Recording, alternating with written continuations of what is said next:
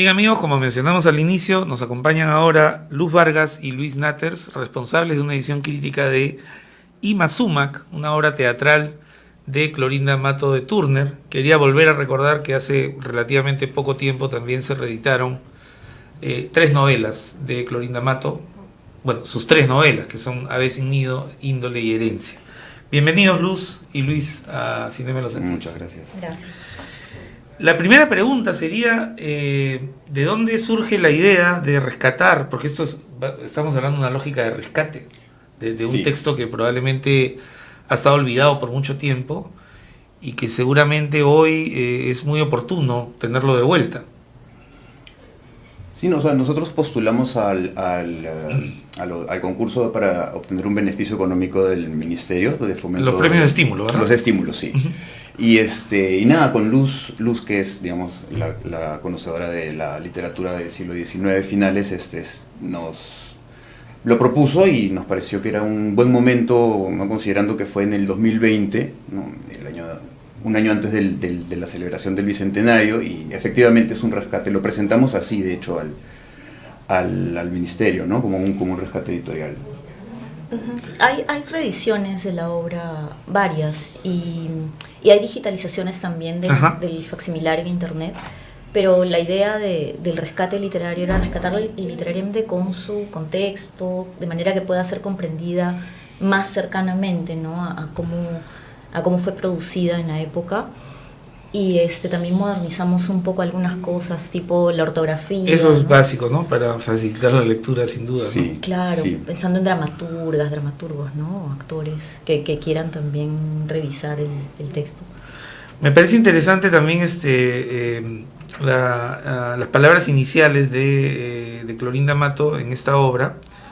Yo la encuentro como, de repente, como una especie de teatro legendario, ¿no? Porque está basada en ciertas tradiciones, y ella menciona también una figura clave de su entorno, que es Juana Manuela Gorriti, ¿no?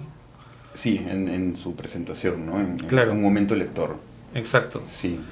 Y esto de volver la mirada sobre los incas, pues resulta, me parece muy significativo ahora, ¿no?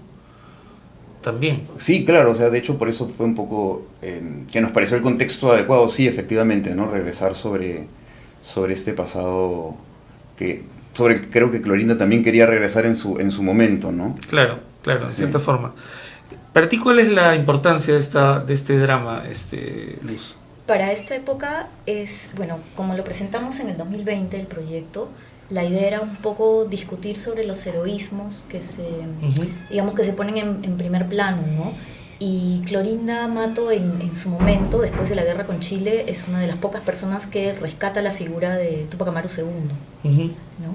Y claro, también está el tema de la recuperación de tradiciones, de literatura oral incaica y virreinal sobre el incanato, pero creo que ella va un poco más allá porque no es exactamente el incanato. Creo que es eso como la fachada o la publicidad que se da en la época, ¿no? El primer título de Imazumac es Imazumac o el secreto de los incas, el tesoro secreto de los incas. Uh-huh. Entonces eso jala a la gente porque antes de la guerra había obras de teatro incaístas, digamos, en donde, por ejemplo, se representaba la figura de Atahualpa, ¿no? Y con este esplendor pasado y derrotado, además, que es herencia de los nuevos republicanos, digamos, ¿no? Varias tradiciones de Palma también van por ahí, ¿no? Sí, también un montón de tradiciones de Palma, y también Palma tiene una o dos tradiciones en donde también menciona a Túpac Amaru II, muy aparte del tema incaico. A Túpac Amaru II es uno de los pocos también, ¿no? Y que hacia el final de la tradición, que se llama el corregidor de tinta, dice, si Túpac Amaru II hubiera ganado en la rebelión, hubiera sido esa la independencia peruana, ¿no? Y Clorinda de alguna manera retoma esa idea y propone a Túpac Amaru II como el precursor de la independencia peruana. Claro. Ahora, la trama no deja de ser interesante porque me imagino que esta es una época en la que un triángulo amoroso de esta naturaleza, donde incluso hay un español, pero ¿eso era normal en la época? ¿Era bien visto eso? ¿O era más bien una esto entraba en una lógica, digamos, subversiva, por utilizar una palabra.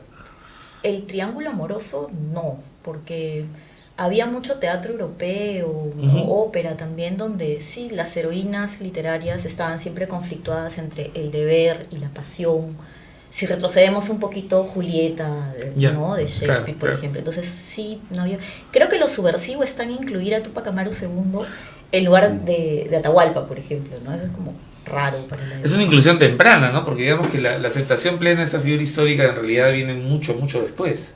Claro. Hablamos del siglo XX ya, ¿no? Claro, esta idea también de entroncarlo a la independencia del Perú, que ha tenido un montón de debates y polémicas en los años 60, ya del siglo XX estoy hablando, en este periodo es como algo insólito, pues, ¿no? Claro.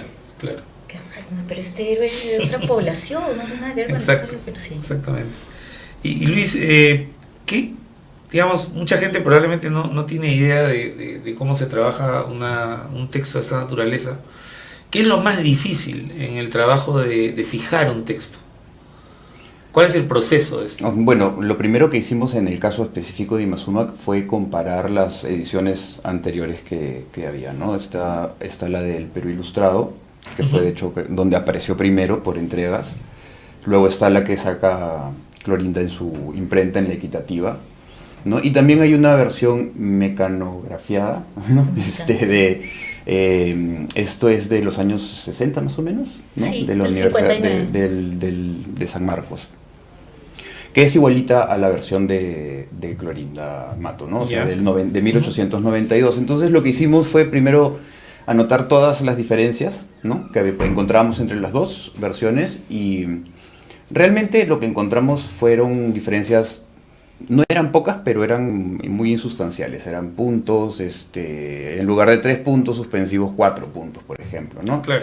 Un signo de interrogación que no tenía el del inicio, ¿no? Entonces ese tipo de cuestiones que fueron, digamos, en ese sentido fáciles de decidir, ¿no? Bueno, esto lo vamos a normalizar de acuerdo con la ortografía actual, ¿no? Claro. Ahora sí hubo algunas pocas diferencias en las que hubo que conversar entre los dos editores, entre Luz y yo, ¿no? Para decidir, a ver, ¿cómo vamos a hacer? Por ejemplo, hay casos de laísmo, ¿no? Prométela en lugar de prométele, por ejemplo. Correcto. ¿No? Ya. Que para mí es prométele, ¿no? Pero bueno, es el uso de la época probablemente también. Probablemente, ¿no? Sí. Entonces, en esos casos decidimos dejarlo como lo había escrito Clorinda, ¿no? Clorinda Mato, porque digamos que es parte también de la riqueza del lenguaje de ese momento, ¿no? Entonces, cuestiones como la ortografía, ¿no? Las preposiciones a, todas tienen tilde, ¿no? Una gran cantidad de vacilaciones ortográficas, en vez de personajes con J, con G, ¿no? Esas cuestiones realmente no las consideramos como muy relevantes de mantener, pero sí en este otro tipo de cuestiones como el laísmo, ¿no? Dijimos, bueno, mejor en este caso vamos a dejarlo porque efectivamente incluso podría ser parte de un corpus, ¿no? Claro. Que luego se puede analizar para conocer el uso de la época, ¿no? Debe haber una intención no declarada, pero me imagino que ustedes quisieran ver esto puesto en escena, ¿no? Claro. Sí, por supuesto. El objetivo escondido final. Sí. ¿Pero hay alguna conversación, algún proyecto en marcha sobre la puesta en escena o todavía no? Poquito a poquito, ¿no? Poquito, sí. Acaba de salir, o sea, porque esto era algo como que estábamos trabajándolo Luz y yo, como así como... Pero en la presentación, ¿no? Pero claro. En la presentación del libro, que va a ser este viernes 13 de mayo, disculpa por la publicidad. Día de mi cumpleaños, además. Así. Claro. Te puedes pasar. Te puedes pasar, claro. Vamos a ver.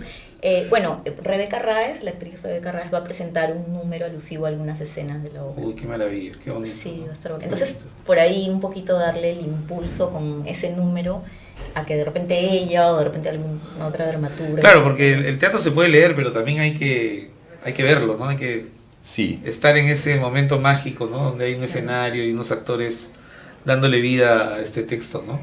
Y de hecho la autora, esa era su intención, ¿no? Porque primero lo estrena y muchos años después lo publica. Entonces sí, buscaba eso, sí. ¿Es la primera vez que hacen un proyecto juntos o han trabajado antes otras cosas? Ustedes dos. Sí hemos trabajado antes, ¿no? Pero Por es encargo. por encargo, es la primera vez que hacemos algo, digamos, realmente propio y... o sea, propio en realidad, bueno, de Clorinda en realidad, ¿no? Claro, Pero, claro. Sí. pero en el que hay un trabajo, digamos... De propia iniciativa, ¿no? Que por lo menos nuestros nombres salen ahí, ¿no? Y que... Y no dejo de pensar en que Clorinda Mato fue una figura pionera, ¿no? O sea, no solo por haber escrito las novelas que escribió, a mí me parecen muy audaces para su tiempo, por el contenido crítico que tiene Ave sin Nido, por ejemplo. Claro, por ahí te dirán que es aburrida, que no me interesa. Creo que es una novela muy importante que analiza la vida peruana de una manera que creo muy pocos de sus pares hicieron, ¿no? Y a cambio de eso recibió unos maltratos espantosos. Juan de Arona publicaba columnas que eran unos libelos contra ella, el propio Murciélago cada vez que podía, y Sí. luego leí las cartas que publicó Francesca de Negri, la correspondencia con Palma, pero que es solo de un lado, o sea, son las cartas que le manda ella Ujú. a Palma. Ujú.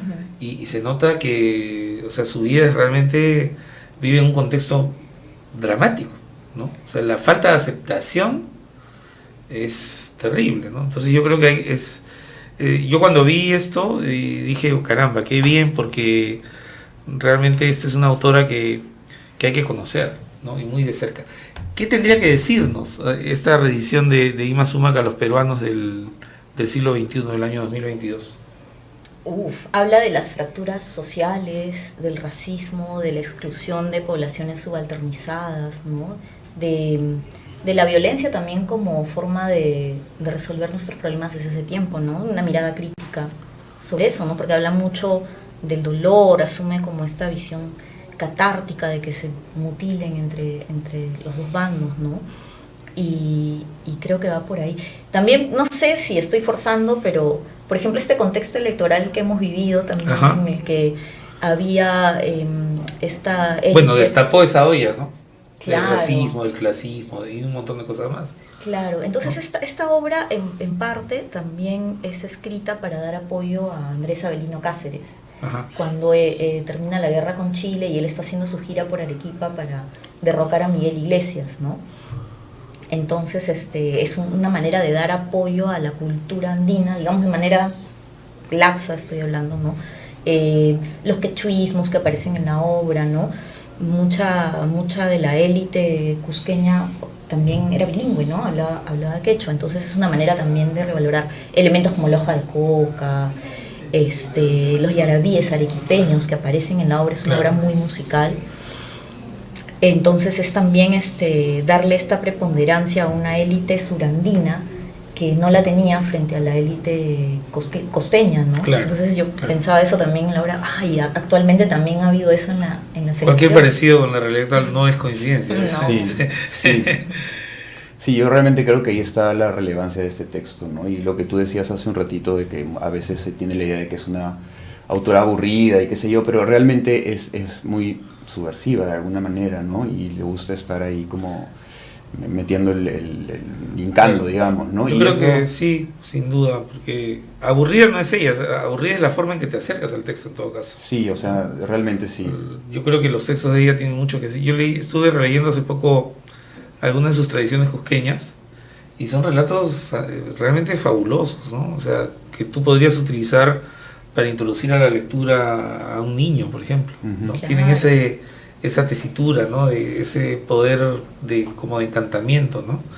Y bueno, en teatro ni modo. ¿Cuál es el próximo proyecto? ¿Qué están pensando ahora que tienen esto entre manos? ¿Se les ha ocurrido alguna idea? ¿Están carburando algo? ¿Qué es? A ver, por favor, déjenos una primicia, una novedad. ¿Ah? Luces No, es la- que la- tiene que haber un elemento sorpresa, ¿no? Claro. Entonces, Ya. todavía Pero hay cosas en hay camino. ideas, de hecho, Hay cosas en estamos esperando un pocito a partir de la venta de este libro, ¿Ya? pero sí hay varias ideas, hay muchas cosas. ¿Siglo XIX también? Una de las ideas, pero hay Una de las otras sorpresas que es siglo sí, XIX. podría Ok. ser, sí. Bueno, Estamos acá vamos a estar barajando muy eso. atentos a las novedades de Luz y Luis, que por lo que se ve en este libro es un tándem que funciona pues bastante bien. Quiero comentarles que la edición incluye mucho material muy útil para la lectura. Por ejemplo, van a encontrar aquí los juicios críticos, la recepción de esta obra en su contexto siglo XIX. Hay algunas reseñas aquí. Hay dos estudios críticos, el de Percy Encinas, que habla de la acción dramática y el contenido político que hay en este drama, y Luz Vargas, que está aquí con nosotros, que también escribe una introducción que seguramente será muy útil, como digo, para la lectura, ¿no? Hay documentos, hay un texto de Mercedes Cabello también sobre este libro, y bueno, fotografías, hay algunas ilustraciones, como el Teatro Olimpo, que es el teatro donde se estrena, ¿verdad? Sí, en Arequipa, en Lima, perdón, ¿no? El Teatro Olimpo, en fin, hay un retrato precioso del estudio Curret, ¿verdad? Hay otra fotografía de ella por ahí, menos conocida, a ver. más joven. No está antes Sí, del está texto al inicio. dramático. Aquí mira esta, por ejemplo. Este Este es Mercedes Cabello, perdón. Mercedes ¿no? Cabello y María Nieves. Está al inicio lo que te menciono, pero Esta, Sí, esa sí. esta sí. más jovencito. HG Rosas, cuadros. Bueno, sí, bueno. Entonces creo que la lectura de Ima Sumac no viene sola, viene con todo este material que sin duda ayuda a comprender mejor el contexto de la obra, la naturaleza de este drama, y seguramente servirán estos textos también para conectar con el Perú contemporáneo, ¿no? De todas maneras, sí. Bueno, Sí. les agradezco mucho que hayan venido a contarnos tantos detalles de este proyecto, y por supuesto estaremos a la espera de que vengan esas novedades, ¿no? Les tomo la palabra ahí.